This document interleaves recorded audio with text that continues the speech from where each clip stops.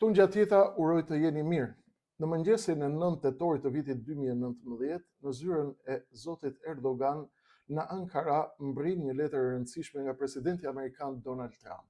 Ndër të tjera, në atë letër shkruhej: I nderuar zoti president, ju lutem ndërprisni menjëherë operacionin ushtarak të planifikuar kundër kurdëve, forcave kurde në veri të Sirisë.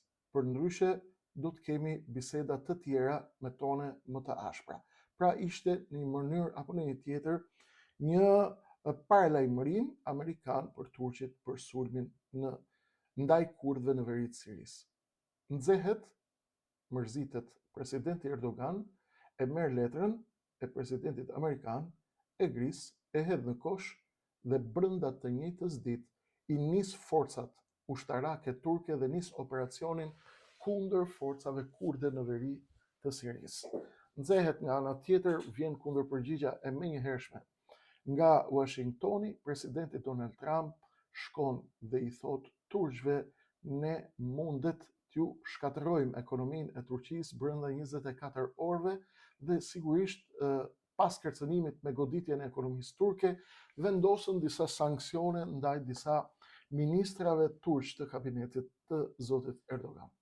Me gjithë atë që ka ndodhur, Trump dhe Erdogan i kanë ruajtur marrëdhëniet e tyre mes njëri tjetrit dhe janë përpjekur që të tregojnë dhe ta shfaqin dhe ta demonstrojnë këtë miqësi ndërmjet tyre, e cila ka kaluar nëpërmjet turbulencave të mëdha të herpashershme, në atë që e ka quajtur edhe presidenti Trump si domosdoshmëria për t'i kaluar miqësitë në teste të forta. Presidenti Trump dhe Erdogan i kanë konsideruar këto turbulenca në marrëdhëniet e tyre si teste të forta të miqësisë së tyre. Erdhëm në takimin e Shtëpisë së Bardhë përpara 48 orësh dhe bën biseda të ndryshme, bën marrëveshje të mëdha, bën marrëveshje të cilat ishin subjekti analizës, pjesa më e madhe e analizëve të botës dhe atyre që merren me këto zhvillime, dhe pa kaluar ende 48 orë njoftojnë burime shumë interesante nga shtypi amerikan, shtypi turk, ai britanik dhe izraelit, tregojnë se brenda Turqisë dhe Ankaras kanë nisur zërat për që tregojnë se zoti Erdogan e ka hedhur në erë marrëveshjen për F-16 dhe F-35. Çfarë ka ndodhur dhe përse zoti Erdogan ka bërë këtë piruet 180 gradë brenda më pak se 48 orëve? Çfarë ndodhi dhe përse Erdogan e refuzoi dhe e anulloi tashmë marrëveshjen me Amerikën për F-16 dhe F-35?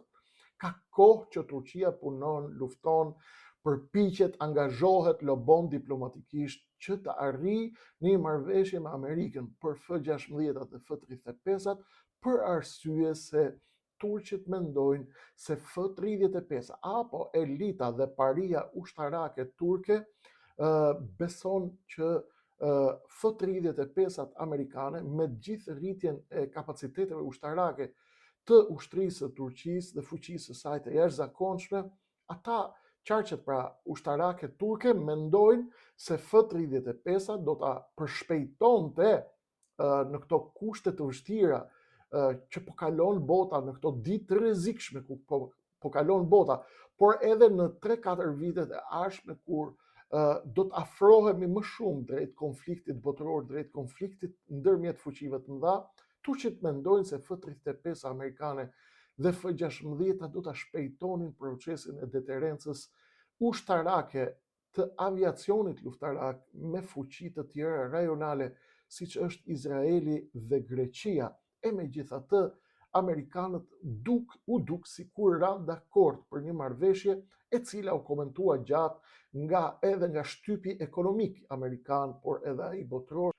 Nuk e humbën rastin edhe në takimin e Shtëpisë së Bardhë në zyrën ovale të dy liderët për të përkëdhelur njëri tjetrin.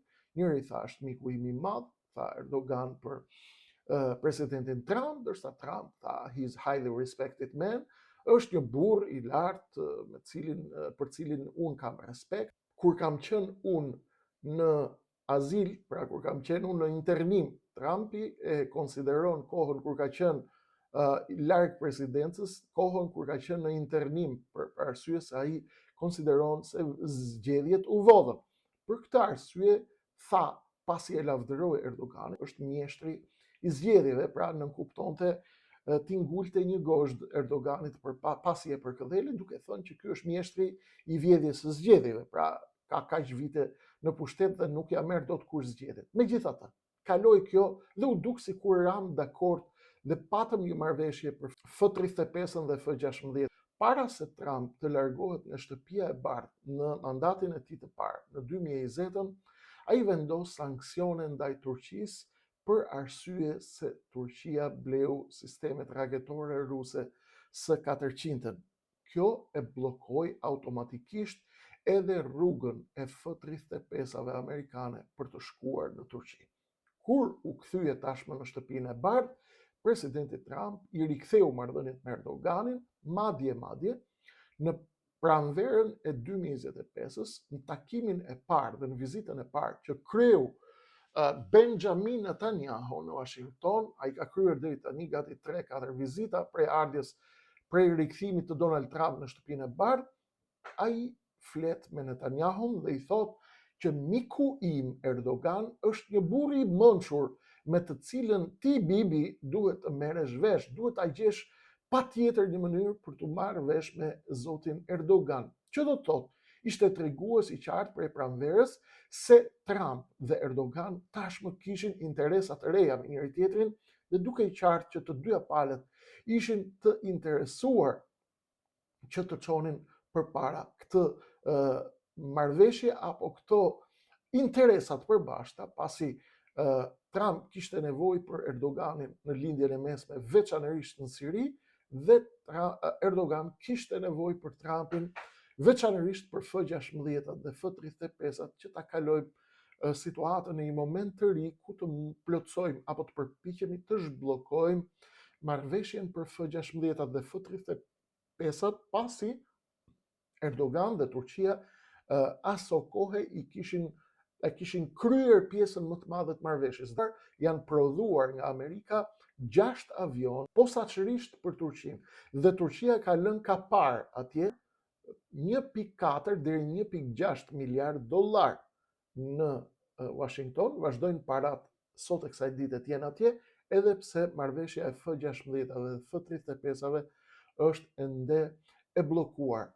Erdhi momenti i takimit në shtëpinë e bardhë, erdhi takimi i rëndësishëm ndërmjet presidentit Trump dhe Erdoganit me liderët arab dhe të vendeve islamike për të gjetur një zgjidhje për çështjen e Gazës, dhe erdhi dhe fjalimi bomb i presidentit Erdogan në Asamblenë e Kombeve të Bashkuara, ku pati një sulm të fortë ndaj Izraelit dhe Benjamin Netanyahus dhe politikave të ashpra të shfarrose, genocidiale të qeverisë së Likudit të Benjamin Netanyahus në Izrael ndaj banorëve të Gazës. Erdhi një fjalim bombastik i fortë, ashtu siç ka bërë Turqia vazhdimisht. Nuk ka mundur dhe as ka lëvizur Turqia, nuk ka bërë dot, as ka tentuar, as ka mundur të bëjë dot diçka më shumë se sa fjalimet bombastike të presidentit Erdogan, për arsye se Turqia nuk kishte karta, nuk kishte letra, nuk kishte as poshmëngje me çfarë të bënte presion. Pra dhe ka ndej në retorik. Megjithatë, fjalimi ishte bomb ndaj Benjamin Netanyahus dhe politikave të tij shfarrose dhe genocidale ndaj banorëve të Gazës. Ky fjalim nuk ishte i papërgatitur, pra ishte një fjalim për cilin izraelitët, por edhe amerikanët ishin përgatitur. Vetëm pak orë përpara se presidenti Erdogan të mbaj fjalimin e tij në Organizatën e Kombeve të Bashkuara, presidenti Trump i luan syrin një bashkëpunëtori të tij të rëndësishëm, sekretari amerikan Marco Rubio, një njeri shumë i afërt me Izraelin dhe lobin izraelit në Washington, dhe i thotë nise dhe ti mesazhin para përgatitës për presidentin Erdogan, pasi ata e dinin se çfarë do të flitej dhe si do të sulmohej Izraeli në Asamblenë e Kombeve të Bashkuara. Ndaj pak orë përpara se të fliste presidenti Erdogan, Marco Rubio doli dhe tha në një konferencë për shtyp dhe një takim me gazetarët, e gjithë bota mundet ta kritikojë Izraelin, shumë prej liderëve botëror mund të flasin dhe ata janë të lirë të deklarojnë çfarë të duan në shtëpinë e tyre në OKB. Por duhet ta dini dhe duhet ta di e gjithë bota, është mesazhi i koduar i Marco Rubios, se të gjithë këta presidentët e fuqishëm, të cilët vinë dhe mbajnë fjalime pompoze dhe të fuqishme këtu në Washington, secili për të fituar pikë tek popujt e vet dhe për të krijuar situata të reja gjeopolitike, janë në të drejtën e tyre për ta bërë këtë. Por duhet ta di e gjithë bota se të gjithë këta liderët e mëdhej kur futen në halle dhe në telashe të mëdha, mbajnë të gjithë radhën për të ardhur dhe synojnë takime në shtëpinë e bardhë. Bota e gjitha duhet ta di këtë. Sekretari Rubio pra i parapriu këtyre sulmeve, i parapriu në fakt edhe sallës së boshatisur dhe braktisjes masive të gjithë delegacioneve të botës në kohën kur mbajti fjalimin e tij Benjamin Netanyahu në OKB. Megjithatë, edhe pse ndodhen gjitha këto, mbritëm në një moment të ri. Kush ishte momenti? Amerika i vendos kushte dhe i hap një dosje të re Turqisë. A doni të rihapim marrëveshjen e F-16-ave dhe F-35-ave? Kemi një kusht. Mbyllni rrugën për gazin për naftën ruse, mbyllni Bosforin për anijet ruse dhe ma hiqni qafe së 400-ën se nuk e shoh dot me sy. Heqim embargon ndaj sektorit ushtarak në Turqi. Ky ishte kushti i qartë amerikan. Erdogan dhe Turqia nuk është se nuk janë të gatshëm të merren vesh me Amerikën në kurrizë të Rusisë. Presidenti Erdogan e ka bërë vazhdimisht këtë. Pra, të gjithë ata që e kanë ndjekur presidentin Erdogan e kanë kuptuar që ai ka luajtur me të gjithë dhe është hedhur nga ky tek ai. Ja ka bërë Putinit e ka shit Putinin, ka shit Amerikën, është afru me Putinin, ka afru me Iranin, ka shit Izraelin, është afru me Izraelin, ka shit Iranin, është afru me Kinën, ka shit Amerikën, është afru me Amerikën, ka shit Kinën. Pse? Në marrëdhënie ndërkombëtare nuk ka miqësi, ka vetëm interesa. Dhe Turqia ka luajtur në shumë kunja të kësaj natyre dhe të gjithë e dinë dhe të gjithë e ruajnë, edhe rusët e ruajnë, pavarësisht se kanë interesa, edhe amerikanët e ruajnë, edhe kinezët e ruajnë, edhe izraelitët, edhe iranianët, edhe arabët, edhe Arabia Saudite, edhe Egjipti. Tashmë po përpiqen që të gjejnë një model të ri dhe një formë të re të mblidhen me njëri tjetrin dhe të krijojnë ekuilibra të ri global, veçanërisht këtë e shohim ke afrimi i Egjiptit me Erdoganin, por kryesore ishte oferta amerikane. Hiqni dorë nga këto, t'ju japim F-16 dhe F-35. Erdogan e merr ofertën, niset për Ankara, kthehet në Turqi dhe pa kaluar 48 orë kthehet në 180 gradë në qëndrimin e tij. I jep urdhër stafit të tij të anullohet marrëveshja për F-16 dhe F-35. Deri tani këto janë burime që kemi ne nga burimet tona dhe nga një pjesë e rëndësishme e shtypit ndërkombëtar të dukshëm dhe të padukshëm, raportet e agjensive dhe raportet e think tankeve të rëndësishme. Apo e bën Erdogan këtë njoftim apo këtë hap për të treguar se ai është i mërzitur dhe po kërkon diçka më shumë, apo është një zhvillim i vërtet. Deri tani të dhënat na tregojnë që ky është një vendim tashmë i marrë në Ankara. Stafi i zotit Erdogan është njoftuar që të anullohet përgjithmonë marrëveshja për F-16 dhe F-35. Pse? Çfarë ndodhi? Çfarë fshihet pas kësaj? Ku qëndron problemi? I gjithë problemi është pak më i thjeshtë se sa duket. Pra, nuk është edhe aq i komplikuar sa duket. Turqit i kanë thënë amerikanëve: ne i marrim F-16 apo F-35, por ne nuk I duam ato të gjitha, na duhen motorët e tyre. Pse? Sepse Turqia është duke zhvilluar avionët luftarak të ngjashëm apo shumë pranë të ngjashëm me F-35 dhe F-16, që është avioni kan I brezit të pestë pra. Brezi 5 I kanit është pothuajse F-35. Por ai ka një problem, që I duhet motori. Motorin deri tani kanë marrë F-100 nga General Electric nga Amerika. Turqit I thanë Amerikanëve, na jepni motorin e F-16-s, na jepni motorin e F-35-s, ose na jepni F-16-ën me F-35-ën dhe na jepni mundësi që të inkorporojmë teknologjinë, sistemet e radarëve, sistemet e sigurisë turke brenda avionit tuaj. Kujdes.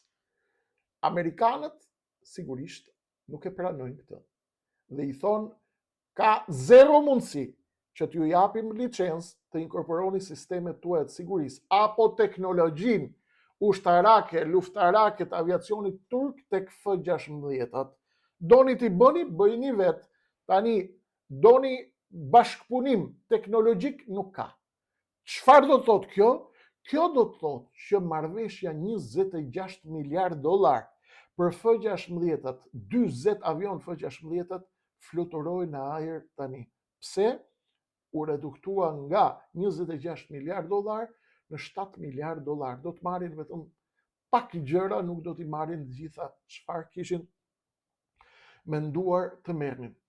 Njerëz dhe qarqe me shumë dikim në Turqi, në qarqet e larta ushtarake, elitat ushtarake dhe elitat e sigurisë kombëtare në Turqi, kanë shprehur dëshirën e tyre që kjo marrëveshje të anullohet plotësisht dhe të mbetemi tek F-100, motorët F-100 të General Electric dhe që përdoren për F-16 pra.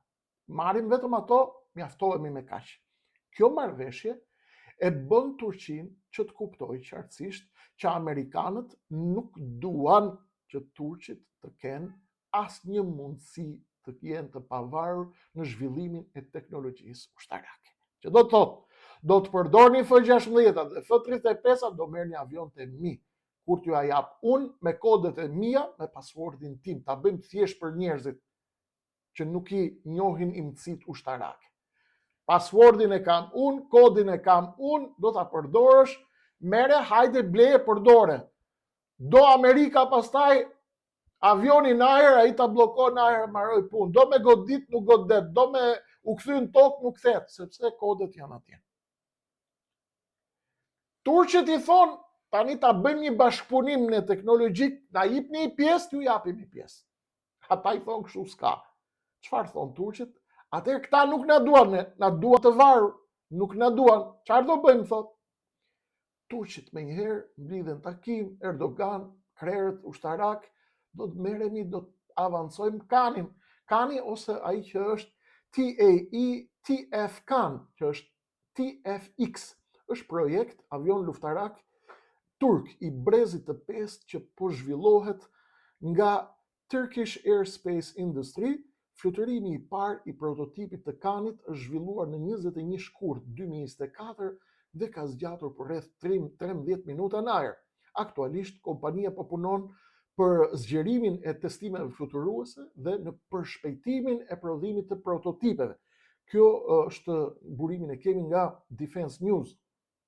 Plani zyrtar është që avionët e parë të dorëzohen në forcën ajrore turke rreth vitit 2028. Pse në 2028? Turqit tashmë janë në garë me kohën, sepse e din që përplasja e madhe dhe lufta e madhe është duke ardhur. Të gjithë janë duke u armatos, përveç se në Shqipëri që jemi duke pa Big Brother edhe për FIFA. Edhe po merremi me kryetarin e Bashkisë së Tiranës. Kush do vinë, çunat e Saliut apo goca Edit? Manastir Liu, gallate e madhe.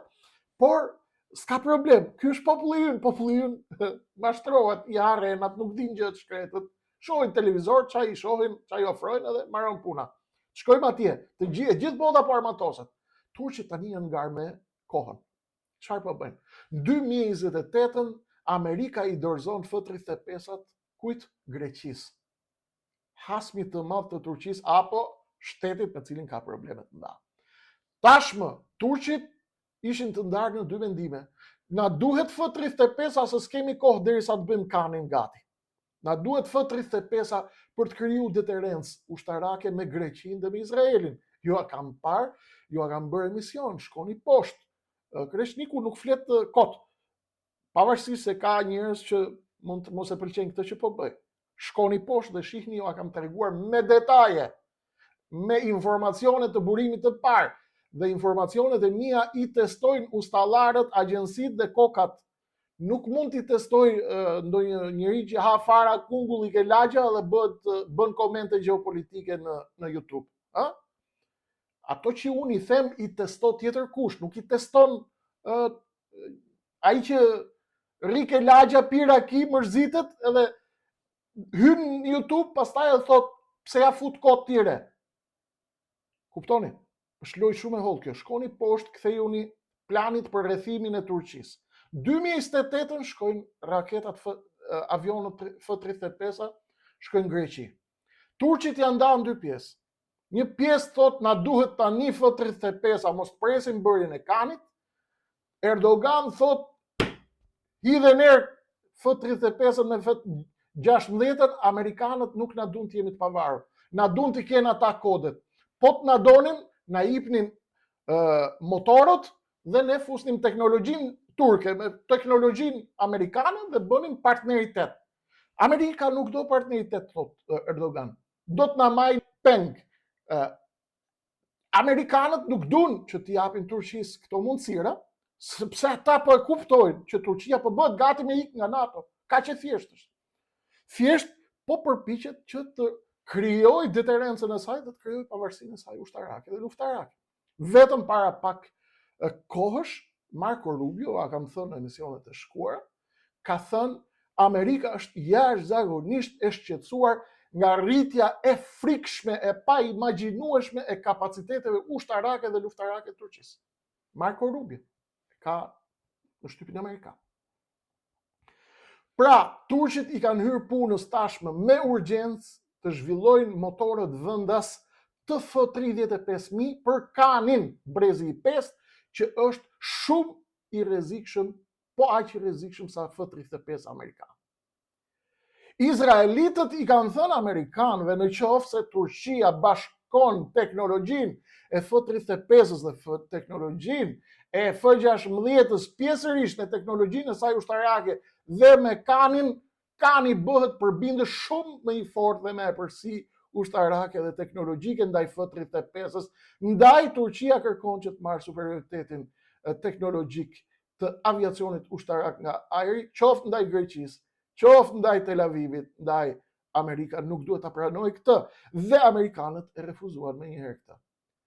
Blerja e F-16-s dhe F-35-s sipas formulës amerikane i tregon turqëve që ata duhet ta kuptojnë tashmë se Amerika nuk do që Turqia të jetë e pavarur, por do që të jetë e lidhur me Amerikën dhe të mos ikë nga rreshti amerikan. Të dyja palët kanë nevojë për njëra tjetrën, por të dyja palët tentojnë ngadalë që të shkëputen nga njëra tjetra, veçanërisht Turqia e cila do të luajë me më shumë se sa një lojë. Ministri i mbrojtjes turk, Yashar Güler, thotë se kemi vështirësi që të tërhiqemi plotësisht nga marrëveshja, sepse kanë lënë 1.4 miliard dollar në Washington, thotë, por diskutimet vazhdojnë të kryhen për S-400 dhe ndalimin e Turqisë pra në implementimin e këtij binjakëzimi teknologjik ndërmjet teknologjisë F-16, F-35 dhe kanit turk. Ka shumë zëra në Ankara, siç u thash, që thonë se duhet të kthehemi urgjentisht tek F-35 ose përvishni mëngët dhe në 2028 kur Amerika të dorëzoj F-35 në Afin, duhet të jetë kani gati me teknologjinë dhe duhet të jemi gati për të ruajtur deterencën ushtarake me rivalet rajonal, përndryshe ne jemi në moment të rrezikshëm.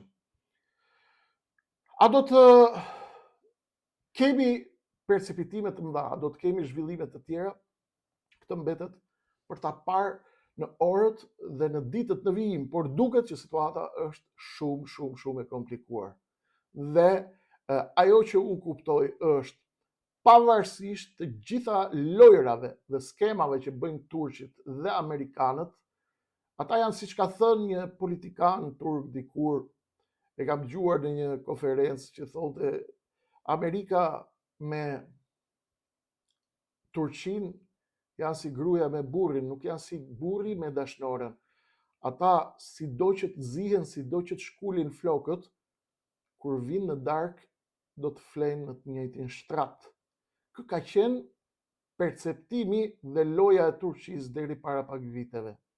A do ta ndryshojë Erdogan dhe do ta prish shtratin bashkëshortor me Amerikën, apo do të shkojë në marrëveshje me të për F-35 dhe F-16, apo do të bëj kanin e tij të brezit 5 me teknologji turke?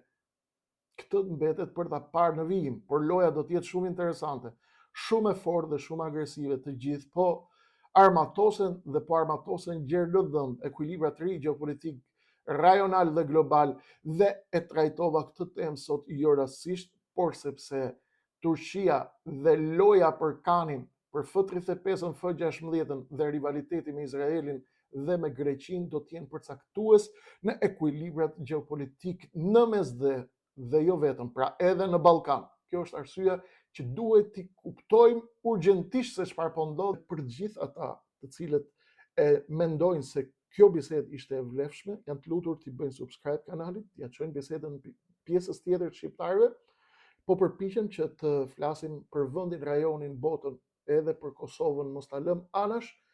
Sa të mundem do ta bëj këtë minutë pas minute. Këto ishin të dhënat që kishim tani për tani. Të reja të mëdha, zhvillime të mëdha do të jenë në vijim dhe ato do t'i themi si gjithmonë, ju e dini, vijojnë në numrin e ardhshëm.